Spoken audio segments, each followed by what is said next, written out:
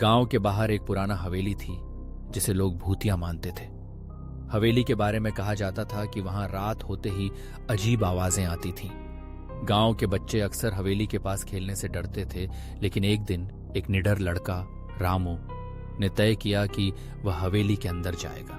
रात का समय था जब चांद की हल्की रोशनी हवेली पर पड़ रही थी। रामू ने दरवाजा खोला और अंदर कदम रखा। हवेली के अंदर एक अजीब सी खामोशी थी। दीवारों पर पुराने चित्र थे जो उसे घूर रहे थे। जैसे ही वह आगे बढ़ा, अचानक एक ठंडी हवा का झोंका आया और दरवाजा खुद ब खुद बंद हो गया। रामू ने डरते डरते दरवाजे की ओर देखा, लेकिन वह नहीं खुला।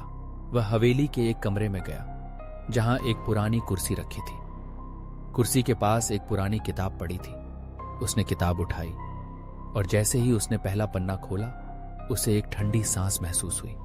किताब में लिखा था, जो इस किताब को पढ़ेगा वह सच्चाई का सामना करेगा। रामू ने बिना सोचे समझे पढ़ना शुरू किया।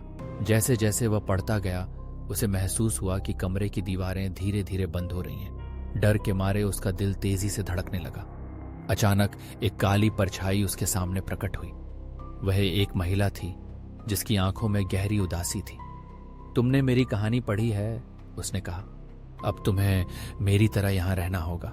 रामू ने चिल्लाने की कोशिश की, लेकिन उसकी आवाज हवा में खो गई। हवेली की दीवारों ने उसे अपने अंदर समा लिया और वह कभी बाहर नहीं आया। गांव वाले आज भी उस हवेली को भूतिया मानते हैं, लेकिन रामू की कहानी सुनने वाला कोई नहीं रहा।